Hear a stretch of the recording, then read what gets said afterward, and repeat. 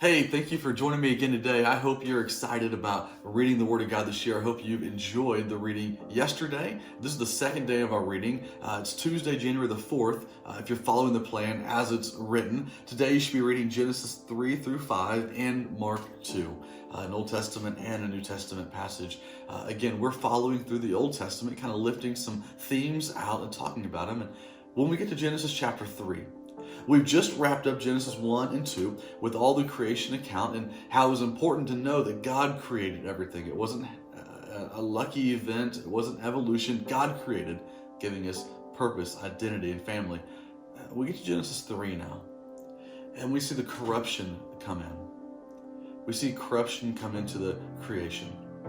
And Adam and Eve are in the garden and they're doing their jobs, their work. As a little side note, by the way, I believe that when we're in heaven in all of eternity, I don't think it's going to be just a heavenly choir. I think we'll actually have jobs to do. I think we'll work in heaven. I think we were made to produce, and we will do that in heaven as well. Why do I think that? I think it because in the beginning, when God created everything, He made the Garden of Eden, He put Adam and Eve in it, and He gave them jobs to do. He gave us work to do. And one of the consequences of sin that we'll talk about in a minute was that the jobs became difficult, hard. I think when we're all completely restored in eternity, I think we'll have jobs to do. I think we'll produce in the kingdom of heaven. But back to Genesis chapter 3. In Genesis 3, Eve found herself one day by a tree in the middle of the garden. It was the one tree that God had told them not to eat from. If they did, they would surely die. And the serpent, the enemy, Satan, began to tempt her and to twist the words of God. Did God really say this? Did God really say that? And begins to put doubt into the mind of Eve. You see, that's where sin always starts. Sin begins with doubt that is sowed there by the slippery, twisty words of the father of lies.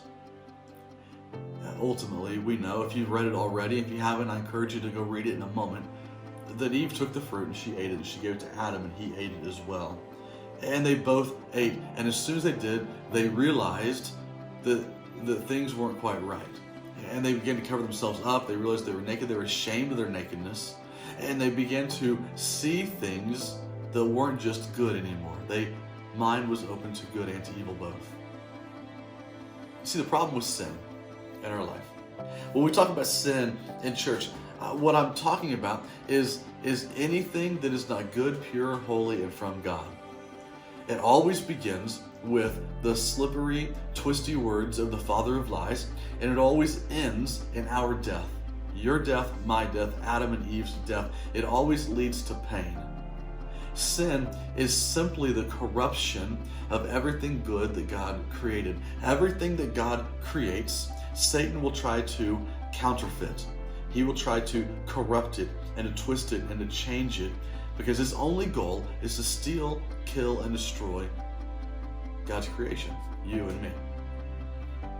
And so sin begins to enter the world. And the problem with sin is that it puts a divide between God and us. The problem with sin is that it breaks the fellowship that the Creator and the created, the King and his sons and daughters have. It breaks the bond between us, because God, his character, he says, I will not be in the presence of sin. And so if we are reveling in our sin and we are willfully enjoying sin, we've taken the slippery, twisty words of the father of lies, we've had doubts sown in us, and now we have gone and we've begun to willingly, repeatedly sin. And then we try to walk into the presence of God. There's a barrier there. That's the ultimate brokenness of sin. In the Garden of Eden, because Adam and Eve sinned, God sent them out of the garden. They had to leave. They had to leave the presence where God was. They had to leave. And they had to go into a world where there was going to be hard work and sweat and pain and blood and difficulties and problems and sickness and death. And that's the broken world that you and I have inherited.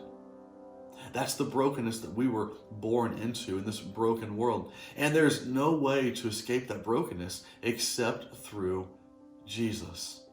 There's no way. I cannot fix my brokenness on my own, and neither can you. The only way we can fix our brokenness is if we surrender to Jesus and let his sacrifice redeem what Satan corrupted. And then we get restored and remade in the image of God again. And it comes full circle back to what God intended. What I'm hoping for you is, as you ponder this today, as you consider these words, and you go to work and you go wherever you're going to go today, school, whatever it is, I'm hoping that as you look around, that you won't let Satan put doubts and lies in your head anymore, but you will see the world the way it is, that it is absolutely, completely broken and divided and separated from the fellowship with God, and that you would put your stake in the ground, put your foot down and say, that's not the life that I and my family are going to live. We are going to follow God. As Joshua said, we're going to read later in the Old Testament, he says, you need to choose today who you're going to serve. But as for me and my household, we will serve the Lord. Today, you tell Satan, I will no longer serve the lies and the doubts and the sin that you have introduced to my life.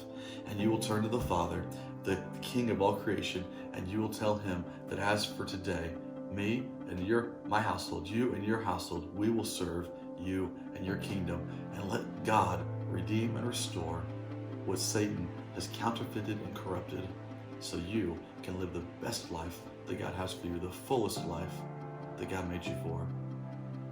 Until I see you again, you are sent.